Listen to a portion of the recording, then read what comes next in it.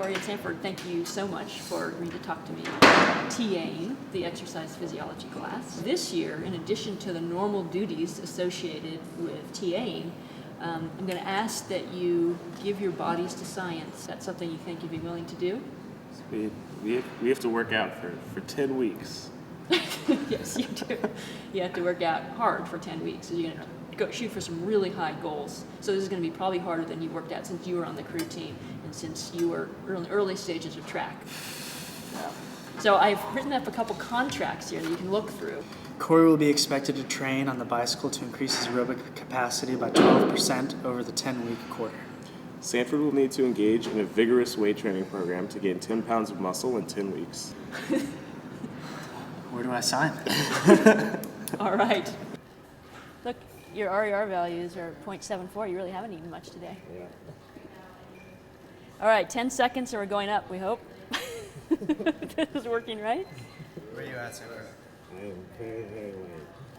Okay, up we go. Yes, up we go. So this is the Velotron bike.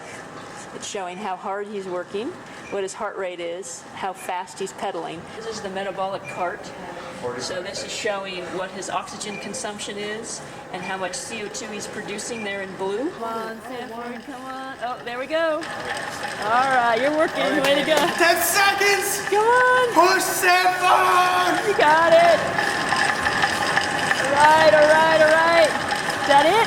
You done? Good. Nice job. Where did he get his RER to? Was way up there. Yeah, almost 1.21.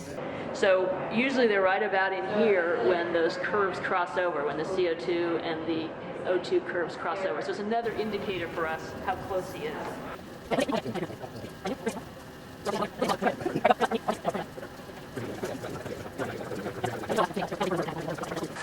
Yeah, now you're popping that VO2 up. You're looking great. Looking great. Oh wait, Corey, come on. Come on. You got this. Just 30 seconds. You got it, Corey. Keep that speed Fighting up. hard. Come on, Corey. All right, bringing you down. Good job. Also, is the brake still on in the back? No, doesn't feel like it. Yeah, a little bit. Come on. Every rep. Let's go. Drop and drive. Let's go. Chest up. Keep pushing. All right. I'm bringing the wattage down. Just keep those legs spinning a little bit. You take off the headgear whenever you want. Single it now. Got to work hard here. We got to work hard. Come on. Go hard. Finish. Way to finish it. Way to go. Keep pushing. All right. Well, you went a lot farther, didn't you? You went a whole stage farther. How did these lifts feel different than when you first started? I definitely feel stronger.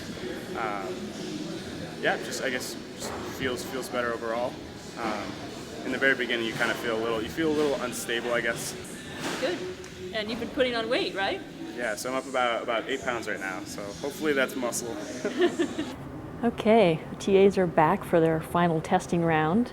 Corey's getting his body composition done, so on the DEXA. Now they've traded places. Sanford is getting his DEXA scan done to get his body composition and bone density. Corey and Sanford look over their body composition results.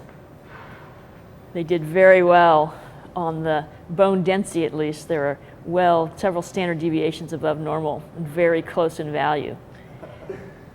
But I don't know. Sanford's looking at his end results in lean mass. And it's looking like he's going to have to shave his legs a little bit.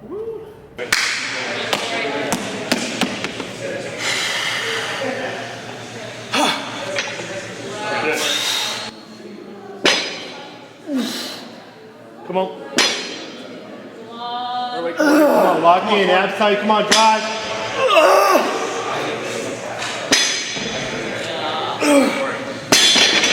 Shoot, this is, if he does this for reps, this is probably about 20 pounds heavier than what his estimated 1 rep max was 4 weeks ago when we did our midterm testing with them. So That's huge. yeah, it is pretty big. So it's like a over 5 to 10% increase. Yeah, I would say it's over a 10% increase, yeah. Come on, baby. What do you got left? What do you got left? Squeeze it now. Let's go, Sanford. Come on, baby. What do you got left? Come on. Chest up. Here we go. Come on! Come on, get them all. Squeeze it. Come on, chest up. Here we go. Come on, baby. Squeeze it. His squat went up about 8%.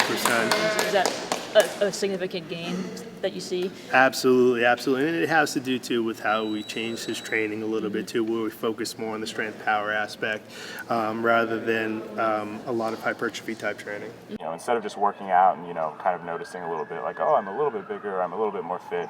If you actually pay attention to kind of like the numbers and the actual progress you're making, it's a little bit more inspiring at the end when you've improved, your running time by like a certain number of minutes or, your strength by X number of pounds. Yeah. And that's one of the great motivators with physical activities, when you start to track it and see those changes, that'll keep you coming back for more. And sometimes you don't get the results that you're looking for. My VO2 max, which was my biggest goal, is kind of my baby as far as an indicator for improvement over my quarter training. Didn't improve it, actually somehow went down from my baseline after improvement at midline, and involved with that is getting sick and taking some time off training and stuff like that too. But it's interesting. I mean, I was very disappointed. Yesterday I was very disappointed. So the VO2 max is a very isolated test. It tests a particular thing in physiology, your time trial performance and real life performance in an environment where everyone goes, everyone's times, and you did a lot better on that. So that's huge. So do you think you're going to keep cycling? I think I will keep cycling, actually. I've made a couple of friends now who really like to cycle, and Does this include the 13-year-olds that you made cry today? yeah, because the 13-year-old girls that I made cry today. So the story is that two of my best training partners are these two 13-year-old female twins. And before you judge me, they're really talented. All right, they're really good at biking, which they really are. They've been biking since they were 6. They're quite good. But anyway, they've destroyed me from the very beginning. The first week, we went up together when I was learning how to bike, and they laughed at me as I tipped over because I couldn't unclip my pedal and all that stuff.